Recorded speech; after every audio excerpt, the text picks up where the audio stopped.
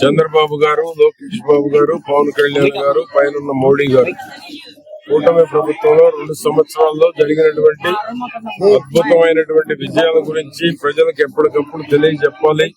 YCP వాళ్ళు జరిగిన అభివృద్ధిని కూడా జరగలేదని విష ప్రచారం చేసేటువంటి వారిని ప్రజలకు చైతన్యం తీసుకొచ్చి వాళ్లలో విష ప్రచారాన్ని తిప్పికొట్టడానికి చేసిన చంద్రబాబు గారి కష్టాన్ని ప్రజలకు వివరించడం కోసమే ఈ 45 రోజుల పాటు ఇంటింటికి తెలుగుదేశం కూటమి ప్రభుత్వం అనే కార్యక్రమం తీసుకోవడం జరిగింది. ప్రతి ఇంటికి వెళ్లాలి, జరిగిన అభివృద్ధి, చిలకలూరుపేట నియోజకవర్గం వరకు ఏం చేశాము, రాష్ట్ర వ్యాప్తంగా ఏమి సంక్షేమ పథకాలు అమలు జరుగుతా ఉన్నాయి, అభివృద్ధి ఏం జరుగుతా ఉంది, పెట్టుబడులు ఏ విధంగా రాష్ట్రానికి తీసుకురావడం జరిగింది, ఉద్యోగ అవకాశాలు భవిష్యత్తులో ఏ విధంగా రాబోతా ఉన్నాయి, అమరావతి, పోలవరం ఎప్పటిలోగా పూర్తి చేయబోతున్నాం, ఇప్పటి వరకు జరిగినటువంటి పురోభివృద్ధి ఏమిటి, అన్ని పాంప్లెట్ రూపంలోనే ప్రజల్లో ఒక అవగాహన, ప్రజల్లో ఒక చైతన్యాన్ని, తప్పుడు ప్రచారాలను తిప్పికొట్టేటువంటి దానికి, జరిగిన అభివృద్ధిని కళ్ళకు కట్టినట్టు చూపెట్టేటువంటి దానికి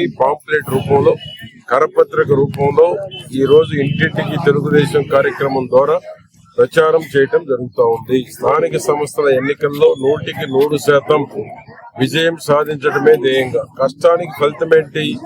ఎన్నికల్లో రిజల్ట్ చూపెట్టడమే, ఎన్నికల్లో విజయాలను సాధించడమే కష్టానికి ఫలితం. చంద్రబాబు గారు గాని, లోకేష్ బాబు గాని, పవన్ కళ్యాణ్ గారి యొక్క కష్టం రాష్ట్ర ప్రజలకు తెలియాలి. ఆ తెలిసినప్పుడు అవతల పార్టీకి పుట్టగతులు ఉండవు, అవతల పార్టీకి ఓటు వెయ్యాలి అనేటువంటి ఆలోచన కూడా ఉండే అవకాశం లేకుండా ఈ యొక్క 45 రోజుల పాటు కూటమి ప్రభుత్వం యొక్క అభివృద్ధి, సంక్షేమాన్ని, పెట్టుబడులు దేశంలో నెంబర్ 1 స్థానంలో ఏ విధంగా ముందు వరుసలో నిలబెట్టగలిగారు, దాని వలన వచ్చేటువంటి ప్రజలకు మేలు జరిగేదేంటి, పిల్లలను చదివించేటువంటి పిల్లలందరికీ ఒక మంచి భవిష్యత్తు, వాళ్ళ చదువులు పూర్తయ్యేటువంటి నాటికి ఉద్యోగాలు ఎదురు చూసేటువంటి విధంగా తీసుకురావడం, రాష్ట్ర ఆదాయం పెరిగితే చంద్రబాబు కష్టం ద్వారా పెరిగినటువంటి ఆదాయాన్ని పేదలకు సంక్షేమ రూపంలో పంచేటువంటి దానికి, ఇప్పుడు దేశంలో ఎక్కడా లేనటువంటి సంక్షేమం, 4,000 నుంచి 15,000 రూపాయల పెన్షన్ ఈ దేశంలో ఎక్కడా పంపిణీ జరగటం లేదు. తల్లికి వందనం ఎంతమంది ఉంటే అంతమందికి, 6 ఉంటే కూడా వేసాం, 7 ఉన్నా కూడా వేసాం. ఇది దేశంలో ఎక్కడ జరగటం లేదు. ఫ్రీ బస్సు గాని, గ్యాస్ సిలిండర్లు గాని, అన్నదాత సుఖీభవ గాని, 5 రూపాయలకు అన్న క్యాంటీన్ భోజనం గాని, ఈ రోజు దేశంలో ఎక్కడా లేనటువంటి పథకాలు ఆంధ్రప్రదేశ్ లోనే అమలవుతా ఉన్నాయి. తప్పుడు ప్రచారం డిఎస్సిలో నెంబర్ 1 గా ఒక సిస్టమేటిక్ గా చేశారు. దాన్ని ఏ విధంగా తప్పుడు ప్రచారం చేసి లోకేష్ బాబుకి చెడ్డ పేరు తేవాలి అనేటువంటి ఆలోచన జగన్మోహన్ రెడ్డిది, ఆ పార్టీది కనపడతా ఉంది. డిఎస్సి ఒక క్రమ పద్ధతిలో ఒక సిస్టమ్ లో ఎంపిక చేసి 16,347 పోస్టులు కూటమి ప్రభుత్వం నాయకుల సమక్షంలో నియామక పత్రాలు ఇచ్చి బ్రహ్మాండమైనటువంటి టీచర్లుగా రూపుదిద్దుకుంటా ఉంటే జగన్మోహన్ రెడ్డికి వచ్చినటువంటి దురాలోచనని ఏ విధంగా ఈ రోజు డిఎస్సిలో సెలెక్ట్ కానటువంటి వాళ్ళని రెచ్చగొడతా ఉన్నారు.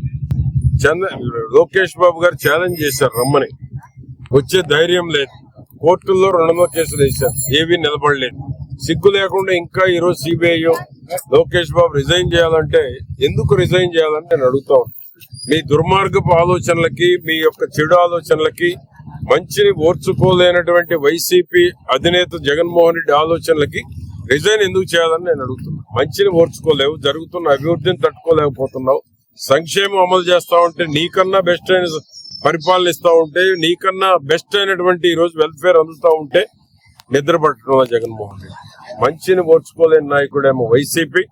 మంచిని ఎంత మేరకు ప్రజల దగ్గర తీసుకెళ్లాలని నిరంతరం ఆలోచించేటువంటి చంద్రబాబు గారు, లోకేష్ బాబు గారి యొక్క ఆలోచనలు, జగన్మోహన్ రెడ్డి దుష్ప్రచారాన్ని, ఆ పార్టీ చేసేటువంటి తప్పుడు ప్రచారాలను ప్రజలు నమ్మటానికి సిద్ధంగా లేరు. జరుగుతున్న అభివృద్ధి పట్ల ఇది మంచి ప్రభుత్వం అని ప్రజలు సంతోషంగా ఉన్నారు. ఇక్కడికి వచ్చిన ఇంటింటి తెలుగుదేశంలో పాల్గొన్నటువంటి ప్రజలను చూస్తేనే అర్థమవుతోంది.